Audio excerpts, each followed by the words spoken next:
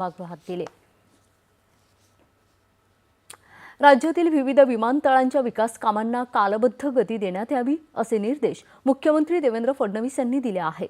मुख्यमंत्र्यांच्या अध्यक्षतेखाली महाराष्ट्र विमानतळ विकास प्राधिकरणच्या संचालक मंडळाची 93वी बैठक काल विधिमंडळातील समिती कक्षात झाली, त्यावेळी ते बोलत होते। आशियातील सर्वात मोठं प्रस्तावित वाढवण बंदराला रस्ता, रेल्वे आणि वायुमार्गाने जोडण्यासाठी पावलं उचलली जात आहेत असं सांगत वाढवण आणि विरार परिसरात नवीन ग्रीनफील्ड विमानतळ विकसित करण्यासाठी तातडीने जागा निश्चिती करण्यात यावी असंही फडणवीस यांनी सांगितलं आहे। गडचिरोली स्टील उद्योग केंद्र म्हणून विकसित होत असून या औद्योगिक वाढीला चालना देण्यासाठी तिथेही लवकरच ग्रीनफील्ड विमानतळ उभारण्यात येणार आहे। बैठकीत नांदेड, सिंधुदुर्ग आणि नागपूर इथल्या कार्यरत विमानतळांच्या सुविधा विस्तार आणि आधुनिकीकरणाचा आढावा घेण्यात आला। प्राधिकरणाच्या वतीनं राज्यातील 9 विमानतळांच्या विकास कामांबाबत सविस्तर सादरीकरण यावेळी करण्यात आलं।